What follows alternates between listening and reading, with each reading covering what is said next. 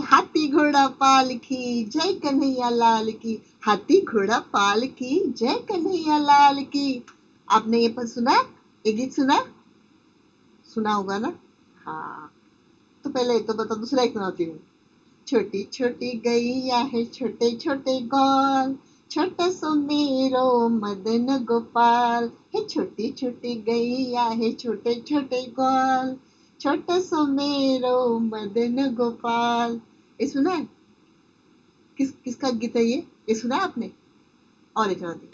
Much गया शोर सारी नगरी रे, सारी नगरी रे, आया बीरज का पाका सवार तेरी गगरी रे। ये सुना है? नहीं सुना? सुना है। आप तो सब दही हंडी खेलते हो ना? कौन कौन खेलते दही हंडी? आप खेलते हो? आप खेलते हो? आप खेलते हो? मुझे तो देखने का बहुत शौक है, मैं देखती हूँ, खेलती नहीं हूँ। ओके, और एक बताती हूँ। और एक उनका गाना है, हे माखन चोर नंद किशोर, मनमोहन घनश्याम रे, कितने तेरे रूप रे, कितने तेरे नाम रे। तो किसके बारे में मैं सब एक गीत गा रही हूँ? हाँ बोलो, किसके बारे में गा रही हूँ? हाँ, कृष्ण भगवान के बारे में। किसके बारे में गा रही हूँ? कृष्ण भगवान के बारे में। ओके, तो कृष्ण भगवान के कितने नाम हैं? बोलिए, आप बोलिए। बांसुरी वाला। ओके, बांसुरी वाला। और आप बोलिए, मुरली वाला।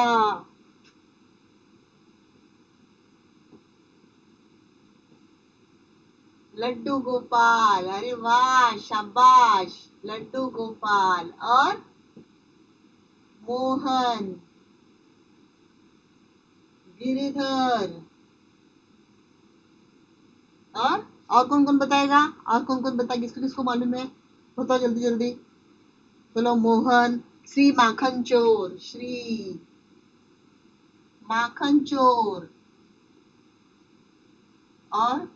और कौन कौन बताएगा? और कौन कौन से किसको तो नाम याद है? बोलो बोलो, जल्दी जल्दी बोलो। राधा रमन, गोविंद, नारायण, वासुदेव। राधा रमन, गोविंद, वासुदेव, वासुदेवा। और कौन कौन बताएगा? किसको किसको नाम याद है? जल्दी जल्दी बोलो। नरहरि और नटखट। नरहरि, नटखट, गोविंद, गोपाल। तो आज हम जिनके बारे में, जिनकी बखान करने वाले जिनके बारे में, वो है कृष्ण। और उनके प्रति जिनकी प्रेम भावना में जो विलीन हो गई है मीरा जी, उनको हमें आज जानना है, पहचानना है और हमें समझना है। आज हमें किसको समझना है? कृष्ण भगवान को। और कृष्ण भगवान के प्रति जो मीरा जी बाई है, मीरा जी के पद को जानना है। कृष्ण और मीरा प्रेम की भक्ति में किस तरह से जो विलीन हो गए हैं। मीरा जी कृष्ण के सामने, कृष्ण के साथ ही रहना चाहती है। क्यों? क्योंकि वो बोलती है कि हरि आप हरो जन भीर। भीर यानी के दुख, भीर यानी के दुख,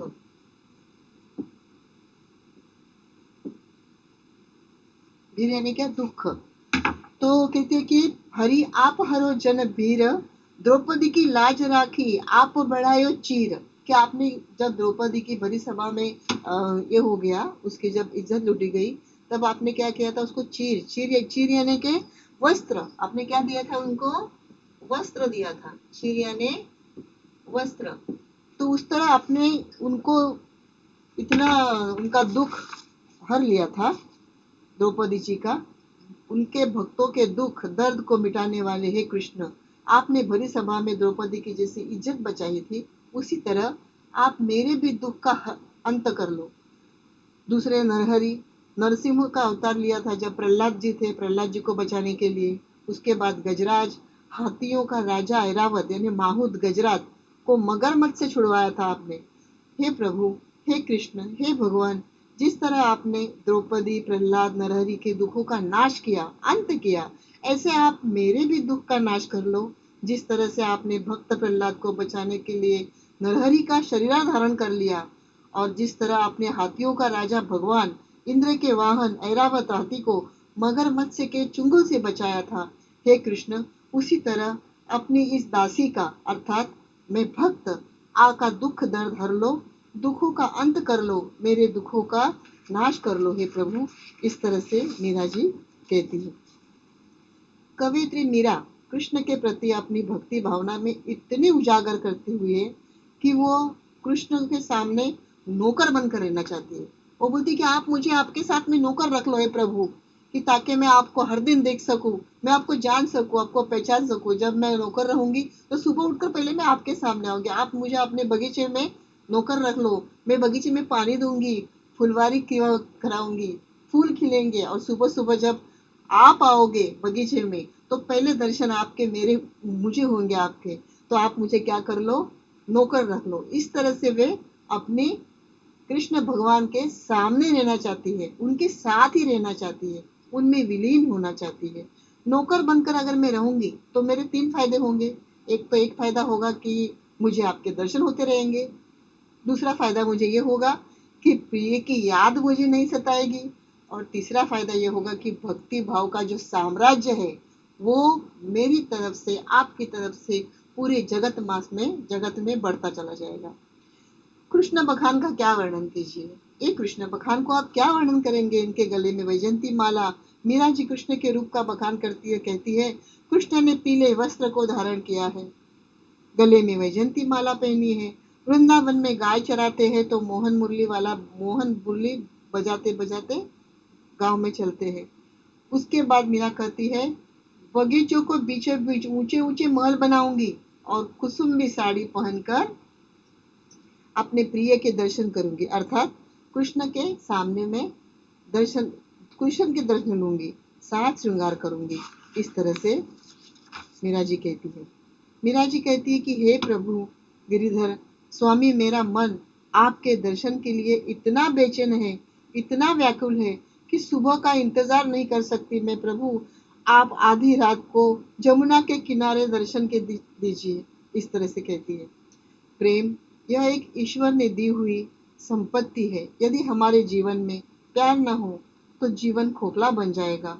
यह संसार दोष, विकार, घृणा, मत्सर, लोभ से भरा हुआ है, लेकिन हमें प्यार की भावना को ही समर्पण करना है, प्यार की भावना को ही समर्पित करना है, प्यार को ही बांटना है।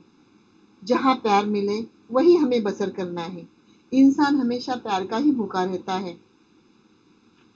प्रेम, प्यार, भक्ति, माधुर्य की भावना से हमें कृष्ण और मीरा के पद से, भजन से सुनने को मिलती है, सीखने को मिलती है। और आज इस किस तरह से मीरा जी वो कृष्ण में विलीन हो जाती है और किस तरह से कृष्ण मीरा में विलीन होते हैं, ये हमें दर्शाती है।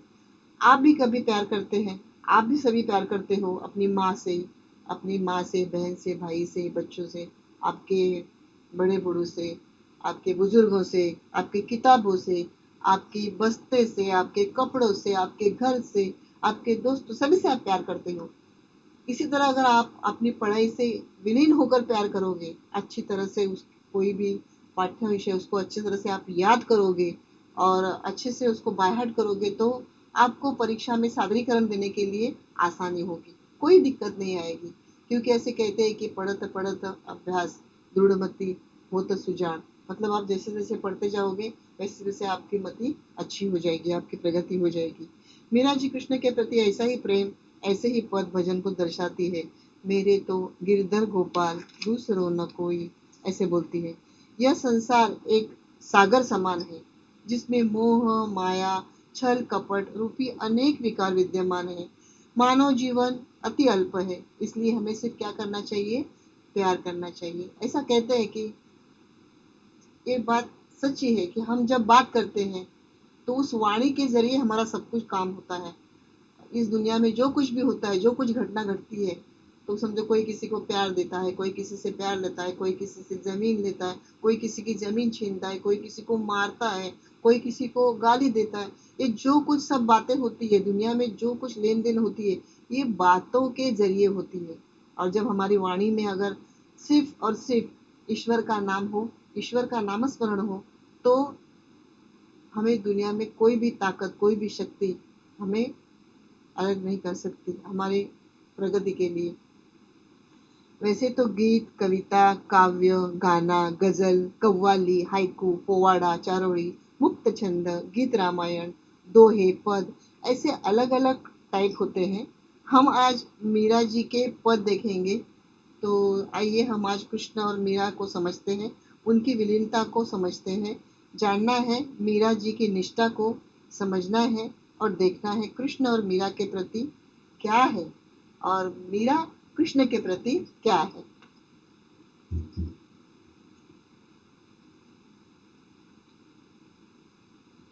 मीरा मीरा जी के जीवन के बारे में हम थोड़ा परिचय कर। तो आज जानते हैं मीरा जी की निष्ठा को समझना है। हमें देखना है कि कृष्ण मीरा के प्रति क्या है, कौन है। ऐसे तो हम लोग भगवान ईश्वर को मानते हैं, हमारे 33 कोटि उनको देव बोलते हैं, लेकिन जैसे बोलते हैं कि में कोई एक बात है ईश्वर के प्रति जो मन में भावना है। कोई अल्लाह कहता है, कोई जीसस कहता है, कोई शिव कहता है, कोई गॉड कहता है, कोई कृष्ण कहता है, कोई शिव कहता है, कोई शंकर कहता है।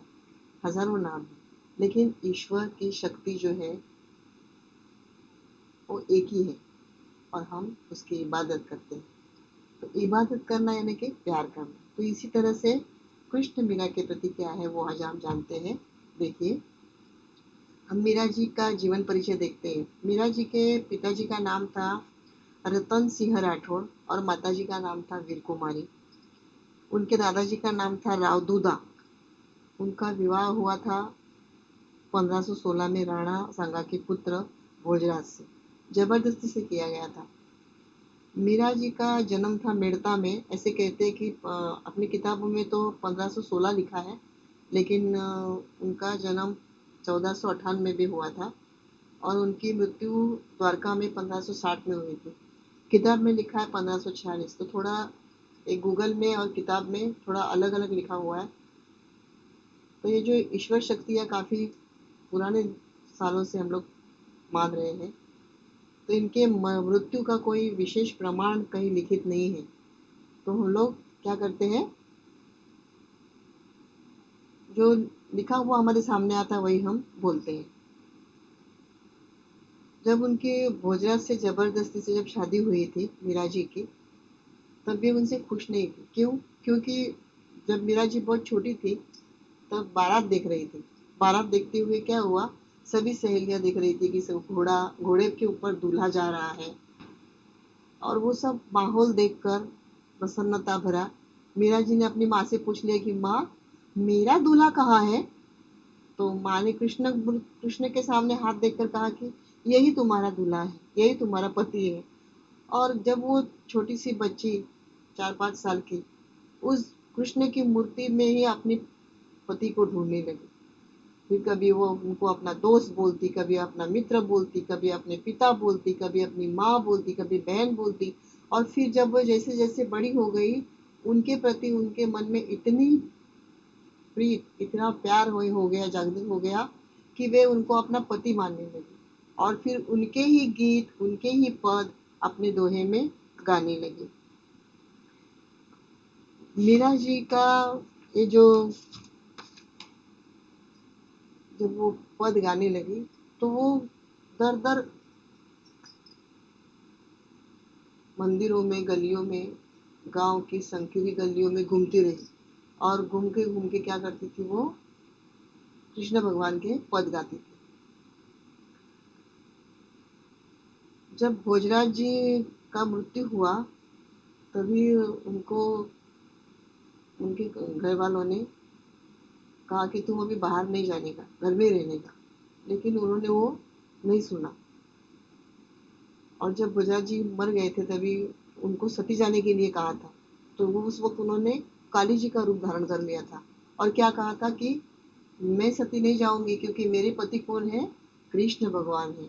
तो मेरे पति मेरे साथ है, मैं इनके साथ हूँ, तो मैं ये भोजराज जी के साथ सती क्यों जाऊं। इस तरह से हुआ था। फिर उनको विष भी दिया गया था और जब वो पूरा विष का प्याला पी गई, लेकिन उनके शरीर में कृष्ण भगवान इस तरह से विलीन थे कि वे पूरा वो विष का अमृत हो गया। तो चलिए इस कविता में देखते हैं हम। कविता है 6 नंबर की, गिरधर नागर संत मीराबाई जी का पद है ये। पेज नंबर है 24। मीराबाई के सभी पद उनके आराध्य के प्रति समर्पित है। आपके पदों का मुख्य स्वर भगवत प्रेम है।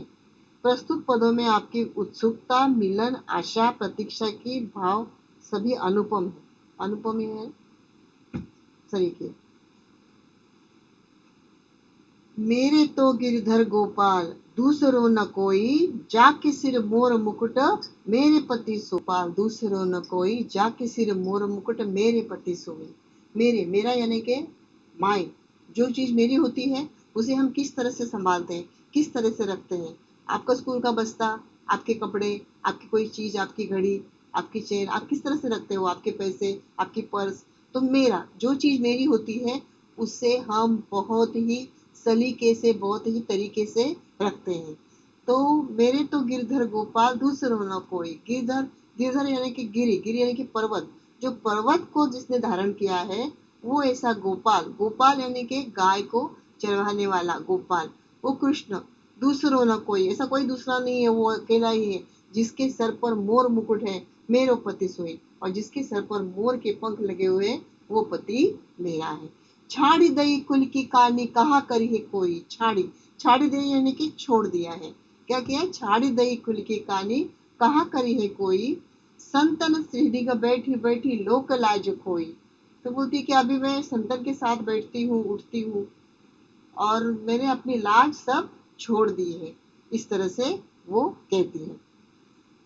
असुवन, असुवन जल सींची सींची प्रेम से बेली बोई, अब तो बेल फैल गई आनंद फल होई। असुवन, असुवन यानी कि टीयर्स, अश्रु।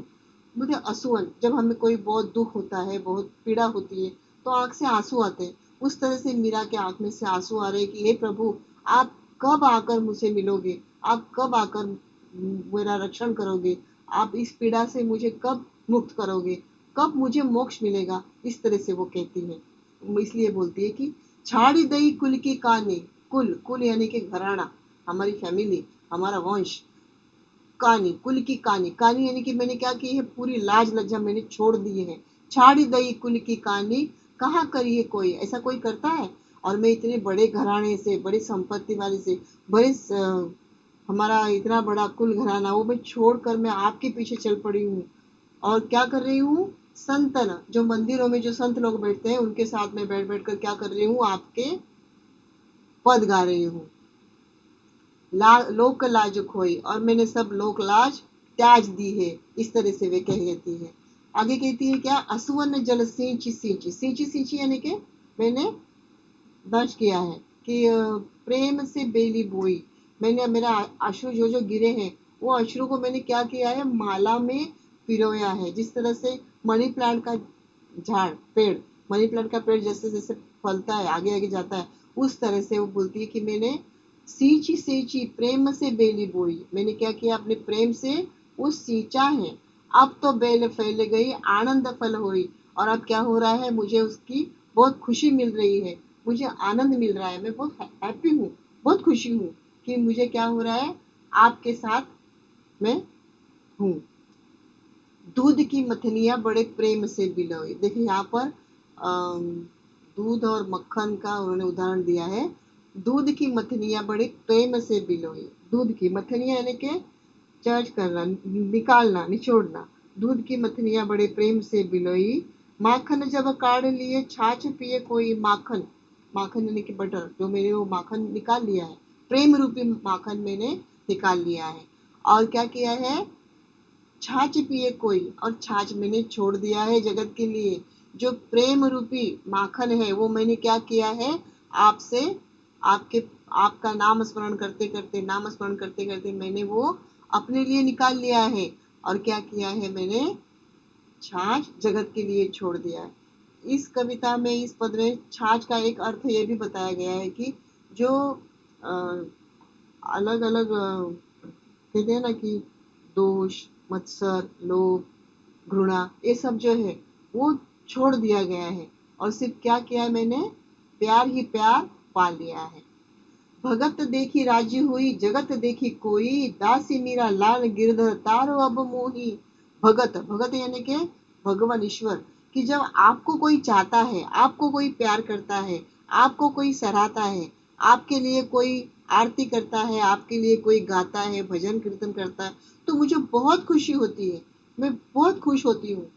लेकिन जब मैं जगत को देखती हूँ कि इस जगत में इतना इतना गुस्सा भरा हुआ है, इतना घृणा भरी हुई है, इतना मत्सर भरा हुआ है, तो मुझे क्या होता है? बहुत दुख होता है। इसलिए वो कहती है कि भगत देखी राजी हुई, जगत देखी रोई। कि कोई कृष्ण की भक्ति करता है तो मुझे खुशी होती है, लेकिन जब कोई आपको कोई बुरा भला कहता है तो मुझे बहुत दुख होता है। दासी मीरा गिरिधर तारो अब मोही, इस संसार रूपी भवसागर से मुझे अब क्या करो हे प्रभु, बाहर निकालो। इस तरह से बोलती है कि मैं आपकी आपकी कौन हूँ? दासी हो। तारो, तारो यानी के मुझे इस संसार रूपी से मुझे आप तारना। अभी थोड़े कुछ शब्द दिए हैं, आप उस वीडियो को पॉज करके आप शब्द लिख लेना।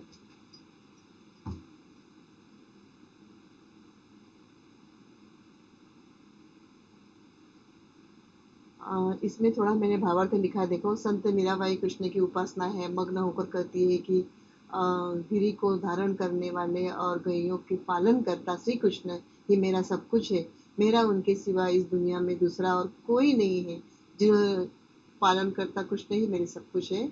और जिन्होंने माथे पर मोर मुकुट पंख लगाया हुआ है, यही तो मेरे स्वामी है।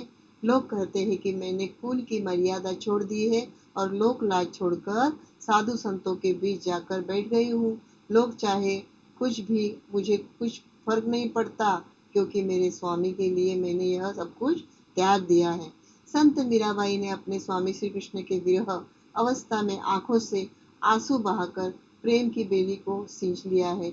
यह प्रेम रूपी बेली बड़ी होकर अपनी फैल गई है, उसी दर्शन, उसी रूप आनंद में फल गई है।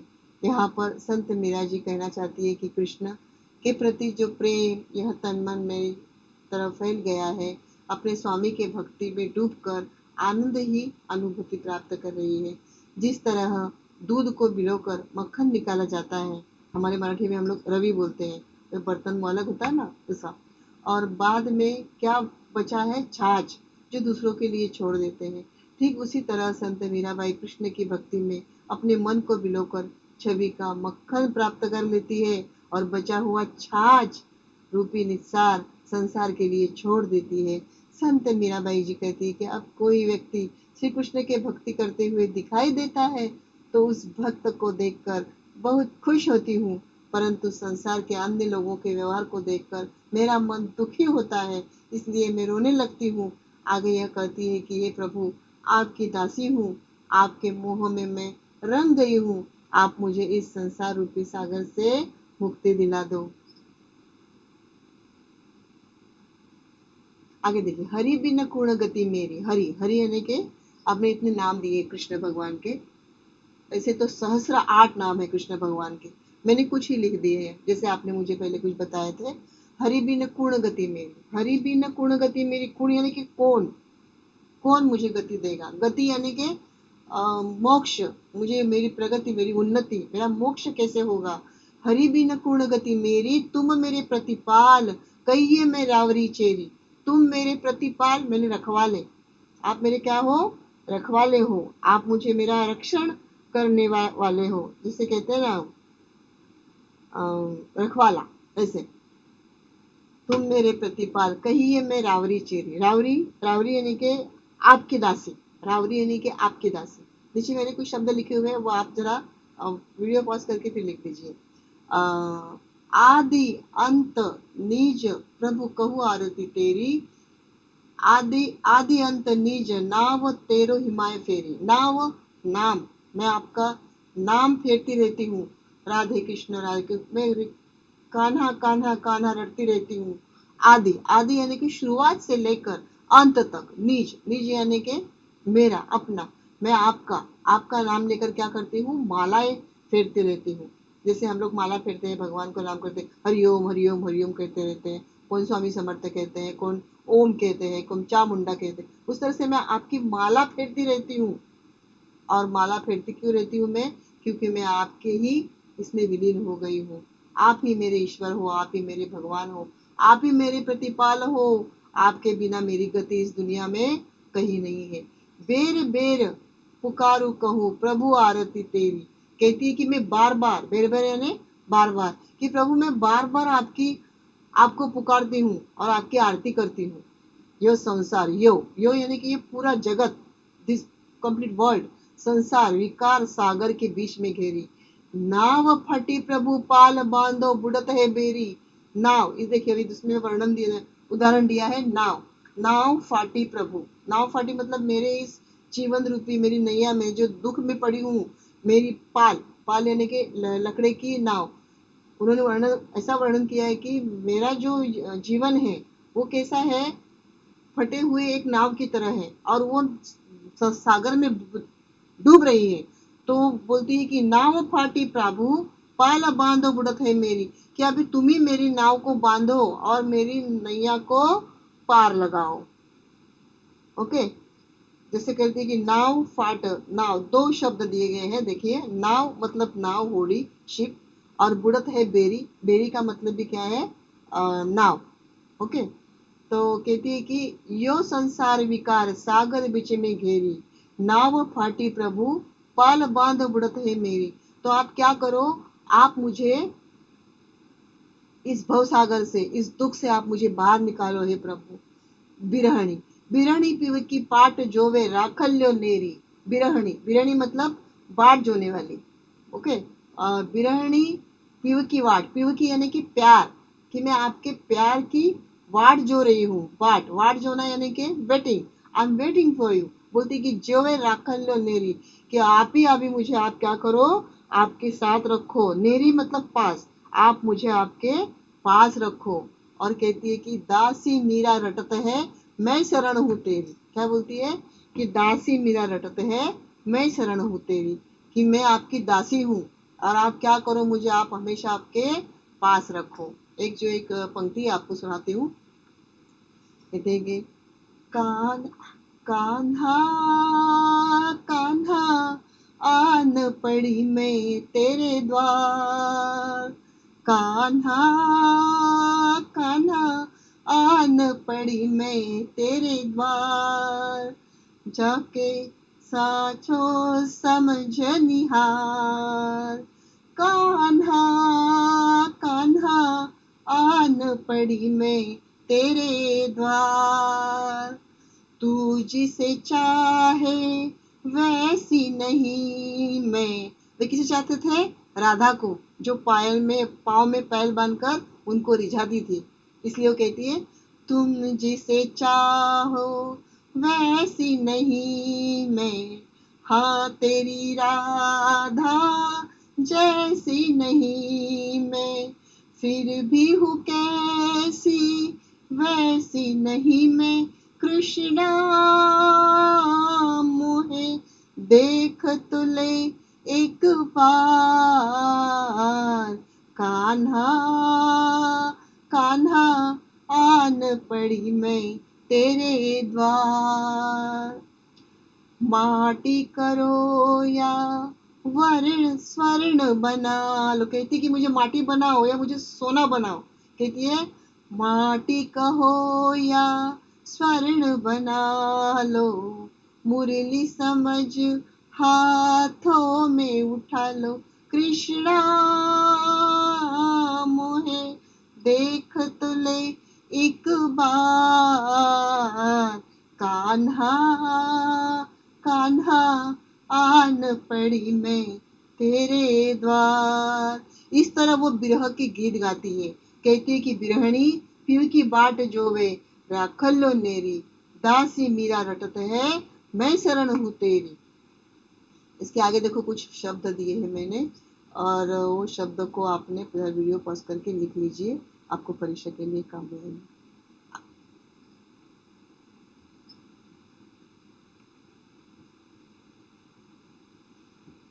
इसमें थोड़ा देखिए भावार्थ, सरल अर्थ देखिए, आपको मैंने तो भावार्थ बताया है। संत मीराबाई कहती है कि प्रभु आपके सिवा इस दुनिया में मेरा कोई नहीं है, अर्थात आपके सिवा मेरा कोई ठिकाना नहीं है। आप ही तो हो मेरे पालन करता हो, आप ही तो मेरे रक्षक हो, क्योंकि मैं आपकी दासी हूँ। हे प्रभु, मैं रात दिन हर समय आप ही के नाम का जप करती हूँ। मैं बार बार आपको ही पुकारती हूँ, क्योंकि मुझे आपके दर्शनों की तीव्र इच्छा है। यह संसार रूपी सागर विभिन्न प्रकार के दोषों, विकारों और दुखों से भरा हुआ है। हे प्रभु, मैं इस मोह भरे स्वार्थी संसार के भव सागर के बीच में फंस गई हूँ, और इस संसार रूपी सागर में मेरी इच्छा, आकांक्षा, विश्वास और आस्था रूपी नाव के पाल फाट गए हैं। प्रभु, आप शीघ्र इस नाव के पाल बांधिए, अन्यथा मेरी यह नौका इस संसार रूपी सागर में डूब जाएगी। हे प्रियतम, आपकी यह विरहणी निरंतर आपकी राह देख रही है, आपके आगमन की प्रतीक्षा करती रहती है। आपकी यह दासी मीरा सदा आपके नाम का स्मरण करती रहती है। आपके शरण में आई हूँ, तो आप इसे बचाकर आप मेरी इसकी लाज रख लो प्रभु।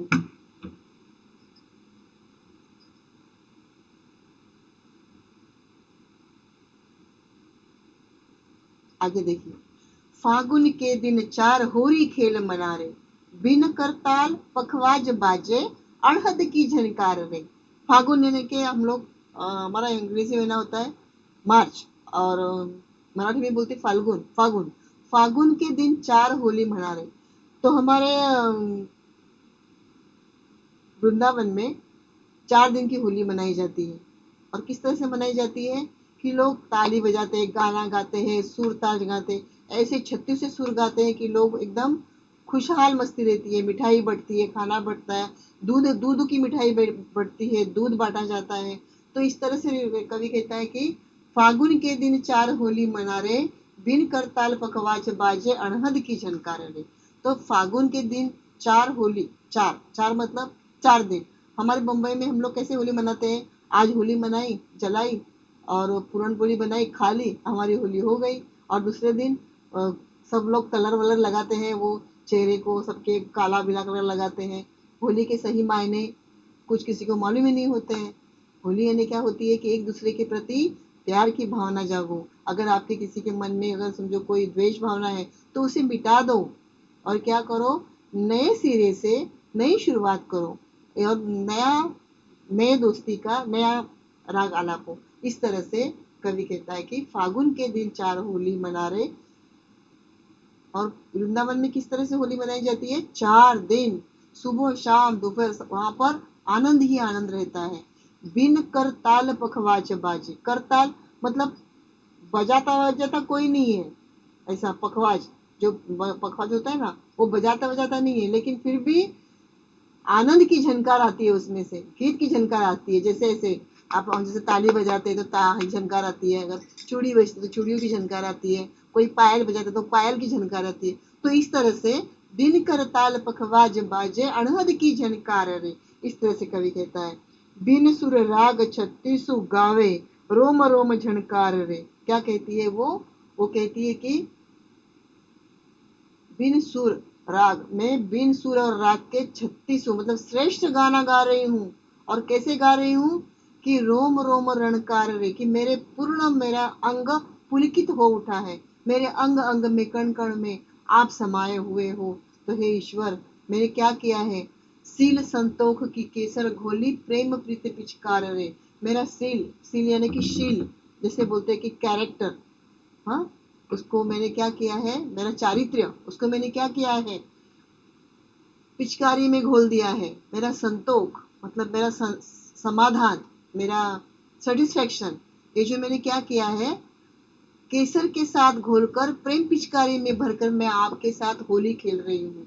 और ये प्रेम भरी होली, प्रेम भरी पिचकारी में आपके साथ खेल रही हूँ। इसलिए बोला है उन्होंने कि सील संतोक की केसर घोली प्रेम पीत पिचकार रे। सील यानी शील और संतोक यानी संतोष। केसर की गोली, केसर जो हमारी खाने की चीज में जो केसर मिलता है, ऐसे कहते हैं कि दूध में या दही में केसर मिला के अगर खाओ तो ज्यादा बुद्धि बढ़ती है। आप भी खाओ। आगे देखिए, उड़त गुलाल लाल भयो अंबर बरसत रंग अपार। तो वहां पर सिर्फ कौन सा गुलाल उड़ाते हैं? गुलाल ही उड़ाते हैं, जैसे मानो पूरा अंबर लाल लाल हो गया है। इसलिए कवि कहते हैं कि उड़त गुलाल लाल भयो अंबर बरसत रंग अपार रे, कि वो पिचकारी में मैंने जब सबको पिचकारी से मैंने रंगोया है तो क्या हुआ है? पूरा अंबर, पूरा आकाश, आसमान लाल हो गया है। इस तरह से मैं आगे बोलती है, घट के पट सब खोल दिए लोग लाज सब डार रे। घट, घट यानी कि कवि ने घट यानी मन को उपमा दी है। ये घट के पट सब खोल दिए, मैंने मेरे घट के पट सब खोल दिए हैं और लोक लाज सब डार रहे। लोक लाज को मैंने क्या किया है? त्याज दिया है, छोड़ दिया है। इस तरह से वे कहती हैं कि घट के पट सब खोल दिए लोक लाज सब डार रे। मीरा के प्रभु गिरधर नागर चरण कवल बलिहार रे। मतलब मैं अभी आपके चरण में विलीन हो गई हूँ। मीरा के प्रभु गिरधर नागर कहती है कि मैं आपके साथ विलीन हो गई हूँ, आपके पास विलीन हो गई हूँ। इस तरह से कवि ने कहा है कि मीरा, संत मीराबाई और उनके प्रति जो उनकी भावना है कृष्ण के प्रति, उन्होंने जो इस तरह से जो दर्शाया है इस कविता में, मुझे आशा है कि आपको ये कविता अच्छे से समझ में आई होंगी। राधे श्याम राधे श्याम राधे श्याम, गोविंद बोलो हरि गोपाल बोलो, गोविंद बोलो हरि गोपाल बोलो।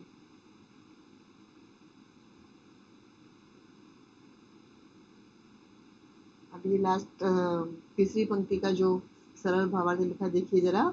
संत मीराबाई कहती है कि मेरे मन फाल्गुन महीने में होली खेलने का समय बहुत कम होता है, तब मुझे जितनी होली खेलनी है उतनी जी भर के खेलने दो, क्योंकि मानव जीवन भी बहुत कम होता है। इसलिए भगवान श्री कृष्ण से पूर्ण रूप से प्रेम कर ले। जिस प्रकार होली के उत्सव में नाच गाना आदि का आयोजन होता है, उसी तरह श्री कृष्ण के प्रेम ने मुझे ऐसा महसूस होता है कि मानो तालियों, पखवाज आदि बाजे बज रहे हैं और अनहद नाद का स्वर सुनाई दे रहा है। इससे मेरा हृदय बिना स्वर और राग में अनुराग को निर्माण करता है। इस प्रकार मेरा सर्वांग श्री कृष्ण के प्रेम के रंग में डूबा रहता है। आगे वो कहती है कि मैंने प्रिय से होली खेलने के लिए शील और संतोष रूपी केसर का रंग घोल कर रखा है। मेरा कृष्ण प्रेम ही होली खेलने की पिचकारी है। इसके द्वारा फके हुए रंग से और उड़ते हुए गुलाल से संपूर्ण आकाश लाल हो गया है, अर्थात मेरे हृदय में पूर्ण रूप से प्रेम का लाल रंग भर गया है। मीराबाई कहती है कि अब मुझे लोक लाज का कोई डर नहीं है, इसलिए मैंने अपने विकारों को दूर करके हृदय रूपी घर में दरवाजे खोल दिए हैं।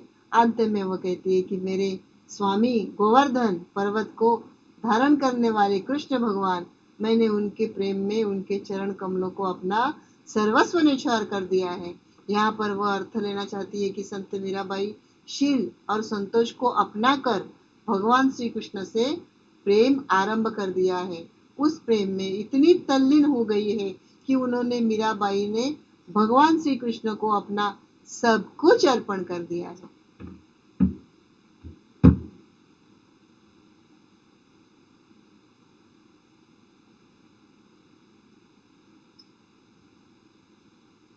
अभी हम थोड़ा स्वाध्याय देखेंगे गिरधर नागर का, ठीक है।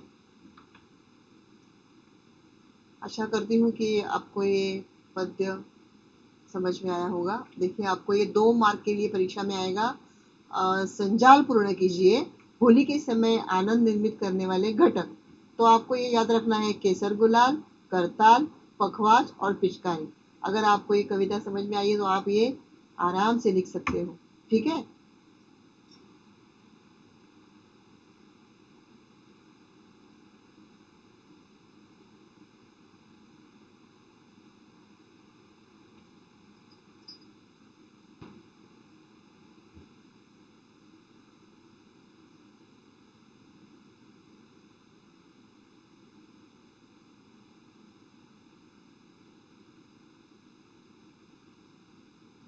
अब ये दूसरा देखिए, प्रवाह तालिका पूर्ण कीजिए। इसमें कन्हैया जी की विशेषताएं बताइए। ये भी आपको परीक्षा में 2 गुण के लिए आएगा। कन्हैया की विशेषता, तो कन्हैया कन्हैया की विशेषता क्या है, मैंने तो बखान किया था जब पद्य पढ़ाया तभी। तो सिर पर मोर पंख का मुकुट पहनने वाला, गिरी को धारण करने वाला, गायों का पालक और भक्ति को संसार रूपी सागर से पार उतारने वाला।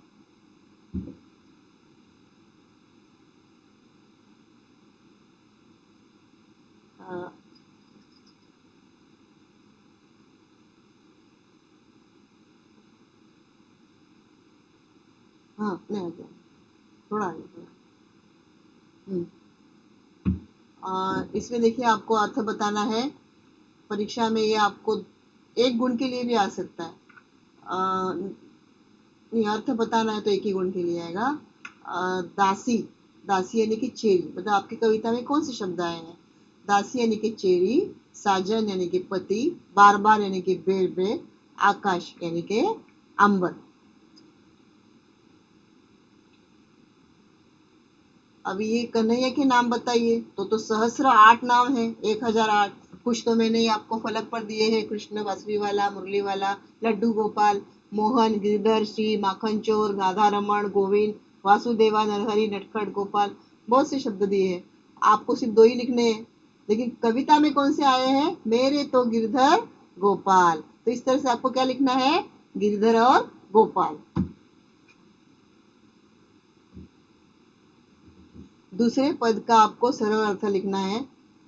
हरि बिन गुण गति मेरी, तुम मेरे प्रतिपाल, कहिए रावरी चेरी आदि, निज नाव तेरी हिमाय फेरी, बेर बेर पुकार कहूँ प्रभु आरती मेरी, यो संसार विकार सागर बीच में घेरी, नाव फटी प्रभु पाल बांधो बुड़त है मेरी, बिरहणी पीवे की पाट जोवे राखल नेरी, दासी मेरा राम रटत है, मैं चरण हूँ तेरी। आपको क्या करना है, इसका सरल अर्थ लिखना है परीक्षा में। ये आपको 2 गुण के लिए आएगा। और आपको लिखना है, लिखने से पहले आपको लिखना है पहले कि ये पद, ये कविता का ये जो है ये गिरधर गोनागर के कविता से लिया गया है। और इसकी लेखिका है संत मीराबाई जी। और इसका सरल अर्थ है, हरि के बिना मेरा कोई नहीं है, उनके सिवाय मेरा कोई ठिकाना नहीं है, तुम मेरे पालन करता हो और मैं आपकी दासी हूँ, हर समय मैं आपका नामस्मरण करती रहती हूँ, आपके दर्शन की इच्छा के कारण मैं आपके बार बार पुकारती रहती हूँ। विभिन्न प्रकार के दोषों और विकारों से भरे यह संसार रूपी सागर है, जिसके बीच में मैं घिरी हुई हूँ। मानो इस संसार रूपी सागर में मेरी नाव टूट गई है। हे प्रभु, जल्दी से आकर इसके पाल बांध दीजिए, नहीं तो यह नौका इस संसार रूपी सागर में डूब जाएगी। हे प्रभु, आपकी विरहन आपके आगमन की प्रतीक्षा कर रही है। आपकी दासी मीरा सदा आपका स्मरण करती रहती हूँ, आपके शरण में आई हूँ।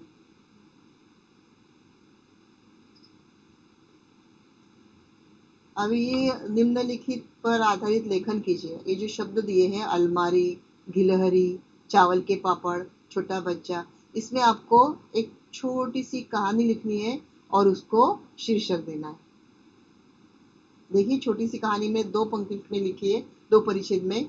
रमेश आपके घर में पढ़ाई कर रहा था, इतने में उसने खिड़की के बाहर खेलते हुए गिलहरी के परिवार को देखा। उसने एक छोटा बच्चा भी था। वैसे तो वो रमेश खाने का वक्त था तो मैं उसके लिए खाना लेकर कमरे में गया। रमेश को खाना खाने के लिए कहकर चली गई, मतलब उसकी मम्मी। रमेश को अपने स्कूल टीचर की बात याद आ गई। पर्यावरण के लिए हर एक पशु पक्षी और जीव जंतु का अपन महत्व है, इसलिए उनके संरक्षण के लिए उन्हें अधिवासों को ठीक ठाक रखना चाहिए। रमेश ने उस खाने के चावल के पापड़ का थोड़ा हिस्सा निकालकर कमरे की खिड़की में रखा, बचा हुआ खाना खाया। थोड़ी देर बाद वह गिलहरी परिवार कमरे में खिड़की में आया तो उसने वैसे खाने में से खाना खाया और चला गया। ऐसा बार बार होता रहा। एक दिन रमेश के खाने का वक्त हुआ तो गिलहरी का परिवार उसकी नजर नहीं आया। रमेश ने बेचैनी से बदल गए, उसने खिड़की की खुली रखकर पास वाले अलमारी के सामने दरवाजे खुले रखकर उसने परिवार के लिए खाना रखे चला गया। शाम को स्कूल से आने देखा तो वह गिरहरी परिवार वह खाना खा रहा था। यह देखकर रमेश को आनंद हुआ। इस तरह से आपको ये थोड़ी सी कहानी लिखनी है। ये आपको 5 मार्क के लिए आएगी परीक्षा में। इससे आपको सीख लिखनी है। पर्यावरण रक्षण में हर प्राणी का अपना महत्व है, इसलिए पर्यावरण बचाने के लिए प्राणी पशु पक्षी का संरक्षण करना जरूरी है। शीर्षक क्या होगा? भूत दया, पर्यावरण रक्षण में हर एक का सहयोग जरूरी है।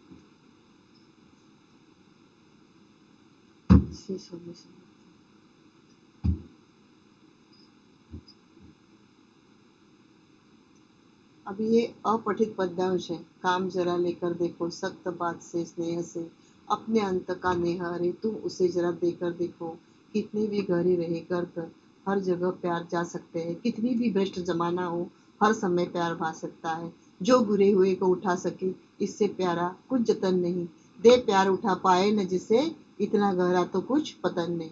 तो ये ऐसा अपठित मतलब दूसरा आपको ये आएगा, तो आपने वो उसका अर्थ बताना है। अभी यहाँ पे आपको आएगा 2 मार्क के लिए, किसी से काम करवाने के लिए उपयुक्त स्नेह, और हर समय अच्छी लगने वाली बात कौन सी? प्यार। और अच्छा प्रयत्न यही है कि गिरे हुए को उठाना, और यही अधोगति है कौन सी? प्यार दो जिसे उठा ना सके, ये अधोगति है।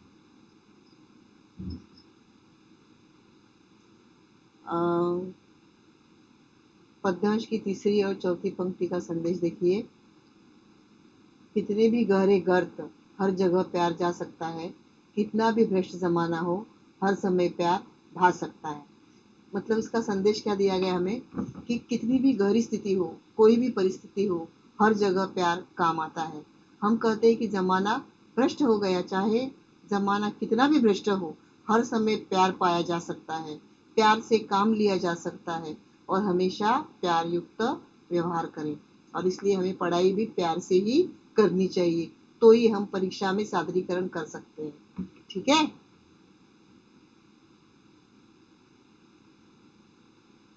अब ये कुछ भाषा बिंदु के शब्द दिए गए हैं, जैसे प्रत्यय, कारक, चिन्ह, ने, को, से, का, की, के, में, पर, हे, अरे, के, ऐसे शब्द दिए गए।